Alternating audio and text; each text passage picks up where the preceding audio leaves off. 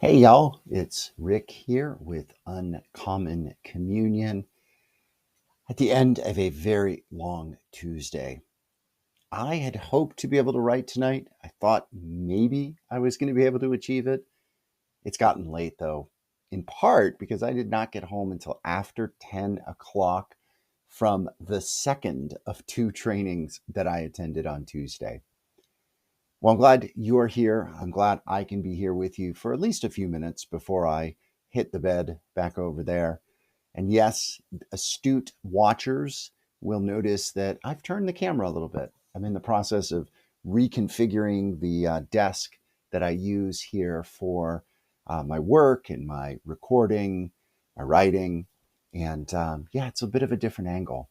Uh, Before we talk further, let's remember that we are always and everywhere in the holy presence of God, the more, and each other.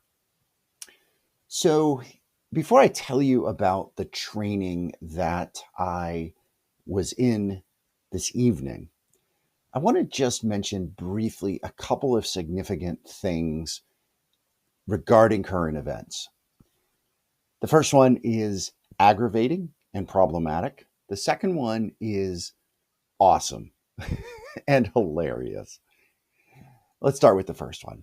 So, you may be following the saga in the House of Representatives regarding the discharge position that is bipartisan, that needs one more signature to force a vote on the floor of the House of Representatives to have a resolution to have the Epstein files, which are the Epstein Maxwell T Rump files, to have those released. And one signature is needed to override the ongoing objections of Speaker MAGA Mike Johnson to allowing that vote. Now, we have to be honest, it is unlikely to become a law because it would have to get 60 votes in the Senate even to come to a vote. And then the president, T Rump, little dictator himself, would have to sign that. And that's unlikely. What it would do, even in the House of Representatives, is it would force GOP members, which we're going to see what they're going to do, but it would force them an up or down vote about transparency with these files. And it's going to show whether they support the survivors of the horrible abuse that we know Epstein and Maxwell conspired along with a lot of other powerful people.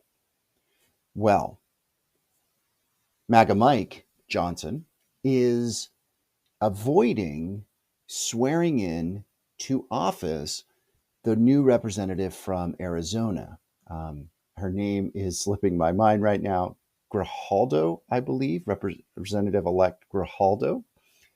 Um, and he's avoiding doing that because she would be the 218th vote. So it is shameful, not just that he is dragging his feet, blaming it on all sorts of things, but also that the 800,000 constituents in her district that she won by 40% of the vote, she got that much more of the vote, that they're unrepresented right now in Congress during these, especially during the government shutdown. So that is absolutely shameful. And we need to continue in whatever way possible, especially, I think, through the No Kings protest rally action this weekend, to be able to push and push and push so that those files and the truth comes out. The second thing, and I'll be more brief on this, is the footage out of Portland, which is amazing.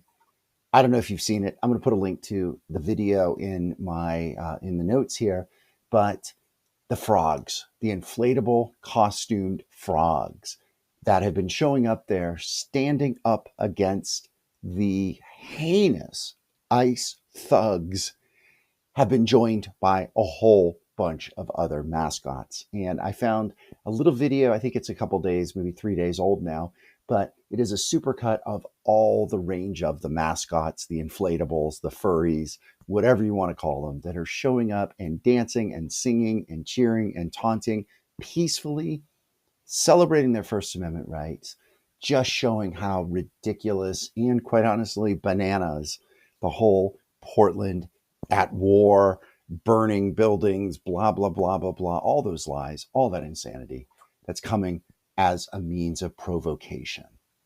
But God bless the people of Oregon. They are not taking the bait. They are not being provoked. They are being moved to action, but an action that just shows how ridiculous this is. And if and as Trump militarizes like the little dictator that he is, I hope other cities can do this as well. So, very briefly, because I do need to end, and I do want to share the centering prayer from Tuesday as our closing prayer here. I was at training this evening, Tuesday evening, because it's now Wednesday, but Tuesday evening to be a election worker, a poll official. And that's coming up on election day, which I think is 3 weeks from today, as a matter of fact. And I have done this for a number of years, and I'm moving up into a leadership position. So my training was more rigorous and more extensive this evening. But I really, really enjoy this. I think for me, working an election is something really, really special.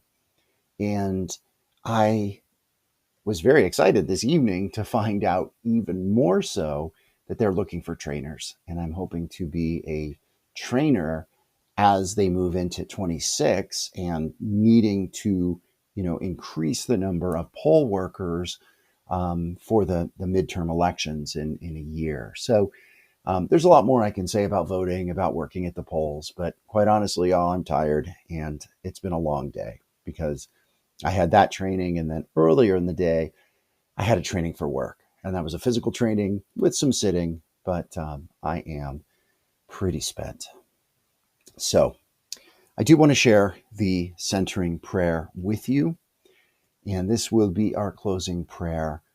It is not a planetary pilgrim prayer per se. It's not by Father Ed. It's by a different author here, but it very much could be said and spoken by a planetary pilgrim.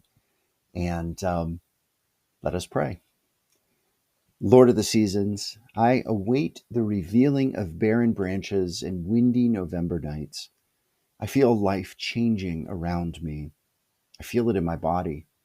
Like the earth, I too am in transition, a pilgrim on my way to your heart.